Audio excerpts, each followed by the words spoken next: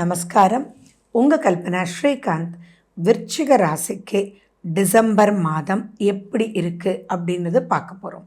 ராசி மட்டும் இல்லை, லக்னமும் தான்.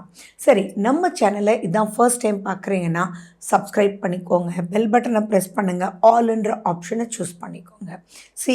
இந்த மாதம் நாட் அ பேட் மந்த் அப்படின்னு வச்சுக்கோங்களேன். அப்படின்னா என்ன, ஒன்றும் பெருசாக கவலைப்பட வேண்டாம் அப்படின்றது பாயிண்ட். பட் இந்த வார்த்தையை சொல்லும்போதே ஏன் குட் மந்த் இல்லை அப்படின்றது ஒரு கொஷின் மார்க் வருது இல்லையா? லாஸ்ட் வரைக்கும் பாருங்கள், இதுக்குண்டான பதில் அதுலேயே இருக்குது.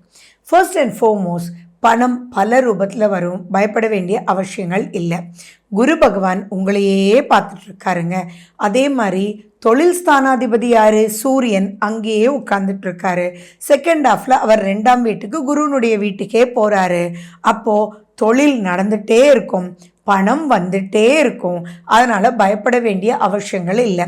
பொதுவாகவே விருச்சிக ராசி அப்படின்னா விடாப்புடியானவர்கள், சாதிச்சு காமிக்கக்கூடியவங்க. உங்களுக்கு எங்கேருந்து தான் இந்த டேலண்ட் வருமோ தெரியாது. அந்த அளவுக்கு எல்லா விஷயத்துலையுமே நேமிங் பர்சனாக இருக்கக்கூடியது அப்படின்னா அது விருச்சிக ராசி தான் ஃபர்ஸ்ட் ரேங்க். எந்த ஒரு விஷயமாக இருந்தாலும் டாப் ரேங்கிங் அப்படின்னு வரக்கூடியது. அது எந்த தொழில் எதுவாக இருந்தாலும் உங்களுக்குள்ள ஒரு செல்ஃப் டேலண்டோடையே நீங்கள் பிறப்பீங்க. அதுதான் இந்த விருச்சிக ராசியினுடைய சிறப்பே. அப்படிப்பட்ட விருச்சிக ராசியை குரு பகவான் பார்க்குறாரு, தன்னுடைய 7ஆம் பார்வையாக பார்க்குறாரு. இதில் ஒரு விஷயம், நாட் அ பேட் மந்த்ன்னு நான் சொன்னதுக்கு ஒரு பாயிண்ட் என்னென்னா, உங்களுடைய ராசிநாதன் செவ்வாய், அந்த செவ்வாய் கொஞ்சம் பலம் இழந்து இருக்கார். அப்போ என்ன ஆகுனா, அறியாத பயம், அறியாத பதட்டம், என்ன ஆயிடுமோ அப்படின்ற ஒரு விஷயம், நீங்கள் எடுக்கக்கூடிய வியூகங்கள் நடக்குமோ நடக்காதோ அப்படின்ற பதட்டம், ஒரு சஞ்சலம், ஓவர் திங்கிங், மனசுக்குள்ள ஒரு கிளேதம், இதெல்லாம் அவனை பார்த்தோமே, அவன் உள்ளே போய் கெடுத்துருவானா, என்னடா இது 5 நிமிஷம் முன்னாடியே கிளம்பியிருக்கலாமே, அவனை போய் பார்த்தோமே அப்படின்ற மாதிரி உங்களுக்குள்ள ஒரு மனசு ஒரு திருப்தி இல்லாத ஒரு நிலையில் இந்த மந்த் இருக்கும். பட் பெரிய பாதிப்புகள் அப்படின்றதெல்லாம் இருக்காது. ரொம்ப ரொம்ப முக்கியம், நீங்கள் ஆரோக்கியத்தில் வயிறு, கேஸ்ட்ரிக் ப்ராப்ளம், நரம்பு, எலும்பு இதிலெல்லாம் எச்சரிக்கையாக இருக்கணும். அதே மாதிரி தூக்கத்தை தயவு செஞ்சு தொலைச்சிடாதீங்க. ஏன்னா மனசு அப்படின்றது சரியில்லைன்னா தூக்கம் வராது. மற்ற ராசிகள் வேற, ஆனால் விருச்சிக ராசி ஒரு விஷயத்தில் மனசில் எடுத்துடுச்சுன்னா கண்ணை மூடினாலும் மனசில் ஓடிட்டே இருக்கும். அது plan A, plan B, plan C, plan டின்னு போடுவாங்க. ஆனால் நீங்கள் மட்டும் Z வரைக்கும் பிளான் பண்ணிட்டு இருப்பீங்க. ஆனால் அது ஃபஸ்ட்லேயே முடிஞ்சிடும்ன்றது மைண்டில் இல்லாமல் ரொம்ப கன்ஃபியூஷனாக இருப்பீங்க.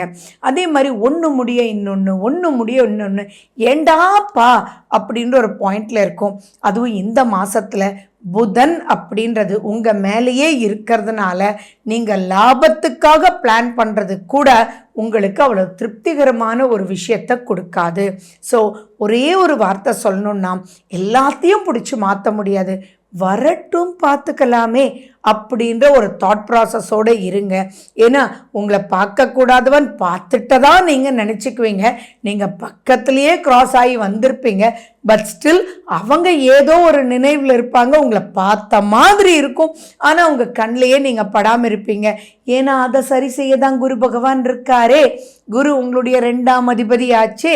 அவர் 7ஆம் வீட்டிலிருந்து தன்னுடைய விசேஷ பார்வையில் உங்களை பார்க்குறாரு. அப்போ ப்ரொடெக்ட் பண்ணிடுவாரே. இதுக்கு தாங்க நீங்கள் மாதப்பலன் பார்க்கணும். அப்போது நெகட்டிவ்லேருந்து யூல் கெட் ப்ரொடெக்டட். வை ஓவர் திங்கிங்? அந்த ஓவர் திங்கிங்கில் வயிறை வேற நீங்கள் பாடு பண்ணிக்குவீங்க. இன்னொன்று என்னென்னா, நீங்கள் கணவனாக இருந்தாலும் சரி, மனைவியாக இருந்தாலும் சரி, உங்களுடைய டென்ஷன்னால் உங்கள் லைஃப் பார்ட்னரையுமே டக்குன்னு பேசக்கூடிய ஒரு மனசுக்குள்ளே நீங்கள் வந்துடுவீங்க. அதே மாதிரி பெரிய முயற்சிகள் நீங்கள் எடுத்திருந்தாலும் இப்போ நடக்குன்ற ஃபுல் நம்பிக்கையோடு இருங்க.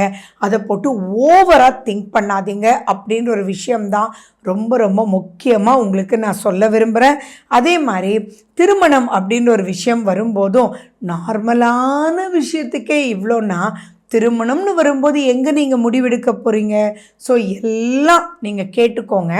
தென் அடுத்த மாதம் முடிவெடுங்க. ஏன்னா இப்போ என்ன இருக்குன்னா, எனக்கு ஒன்றும் அவ்வளோ திருப்தியாக இல்லை, கம்ப்ளீட்டாக மனசு ஓகே ஆகலை, சரி அதில் என்ன தப்புப்பா அப்படின்னு உங்கள் பேரண்ட்ஸ் கேட்டால், அதில் தப்பெல்லாம் ஒன்றும் இல்லை, ஆனால் எனக்கு மனசு ஒன்றும் திருப்தியாக இல்லை, இன்னும் கொஞ்சம் நான் அனலைஸ் பண்ணணும் அப்படின்ற ஒரு பாயிண்ட்லேயே இருக்கும்.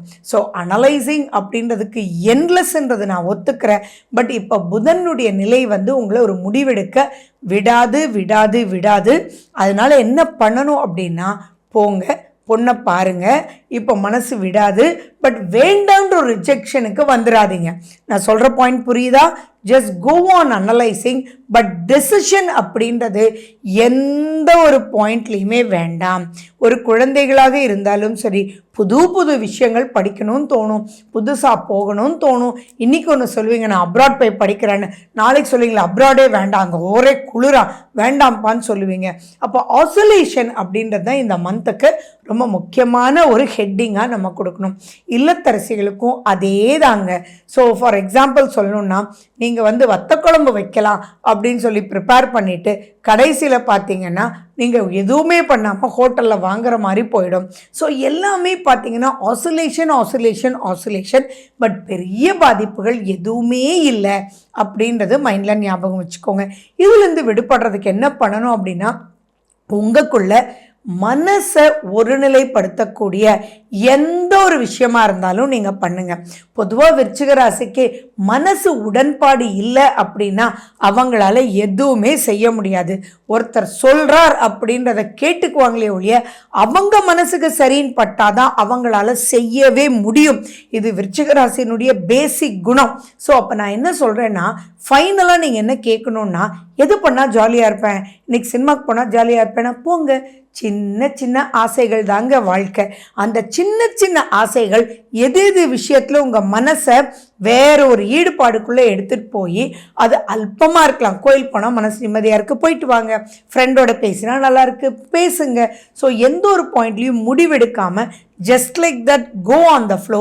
அப்போ ஆட்டோமேட்டிக்காக வெற்றின்றது பல ரூபத்தில் வரும். சரி, இப்படியெல்லாம் இருக்கும்போது உங்களுடைய சந்திராஷ்டமம் எப்போ வருதுன்றது நான் சொல்கிறேன். அந்த சந்திராஷ்டமத்தன்னைக்கு நான் சொல்கிற அந்த மனபாரம் பல பல பல மடங்கு இருக்கும். அப்போ நீங்கள் கோபதாபமாக யாரோட பேசினாலும் மன்னிக்க முடியாத ஒரு நிலையில் நீங்களே போய் மாட்டிக்குவீங்க. ஸோ அப்படிப்பட்ட சந்திராஷ்டமம் எப்போ வருது அப்படின்னா 15ஆம் தேதி 3:04 சாயங்காலத்தில் இருந்து 17ஆம் தேதி 6:47 வரைக்கும் இருக்குது. அந்த காலகட்டத்தில் ரொம்ப ரொம்ப கேர்ஃபுல்லாக இருங்க. அதே மாதிரி சின்ன சின்ன விஷயத்தை தேடி தேடி இதனால தான் நடக்கலை அப்படின்ற பாதிப்பை உங்களுக்கும் ஏற்படுத்தி மற்றவங்களுக்கும் ஏற்படுத்தாமல் இருக்கணும். சிம்பிளாக சொல்லணும்னா, 6:45 கிளம்பணும்னு சொன்னேன், நீங்கள் 6:50 கிளம்புனதுனால தான் அவனை பார்க்க வேண்டியதாக இருக்குது அப்படின்னு உங்களுக்குள்ளேயே எரிஞ்சிடாதீங்க. மனசை வந்து லேசாக வச்சுக்கோங்க. திரும்பியும் திரும்பியும் திரும்பியும் சொல்கிறேன், குரு பகவானை மிஞ்சினவர் யாருமே கிடையாது. 4ஆம் வீட்டில் சனி பகவான் இருக்கார் தான், அர்த்த மாஸ்டர் சனி தான், அலட்சில தான் கொடுப்பாங்களே ஒழிய பட் மிகப்பெரிய பாதிப்பை கொடுக்க விடமாட்டார் குரு. ஸோ மனசுக்குள்ள வீணான சஞ்சலம் வேண்டாமே. அப்போ மனசு நல்லா இருக்கணும் அப்படின்னா என்ன பண்ணணும்? குதூகலம் அப்படின்னா எங்கே போய் இருக்கணும்? கோயில்களில் ரொம்ப ரொம்ப நல்லா இருக்கும். சிவனை பிடிச்சிருந்தா சிவனை கும்பிடுங்க, பெருமாளை பிடிச்சிருந்தா பெருமாளை கும்பிடுங்க. எங்கள் மனசாந்தம் ஏற்படுமோ அந்த இடத்துல சாந்தமாக நீங்கள் உட்கார்ந்தீங்க அப்படின்னாலே ஆட்டோமேட்டிக்காக ரிலாக்ஸ்டாக இருப்பீங்க. சாந்தமான உணவுகளை சாப்பிடுங்க, உங்களை நீங்கள் விளையாட்டுக்குள்ளே இழுத்துட்டு போங்க. அதே மாதிரி ஏதாவது ஒரு மியூசிக் கேளுங்க, அதெல்லாம் மன நிறைவை கொடுக்கும். இளையராஜானுடைய ஓல்டு சாங்ஸை விட வேறு என்ன வேணும்? இந்த மாதிரி பல விஷயங்களை தேடி கண்டுபிடிச்சி ஜெயிச்சு சூப்பராக இந்த மந்த்தை எடுத்துகிட்டு போயிடுங்க. நன்றி, வணக்கம், வாழ்க வளமுடன்.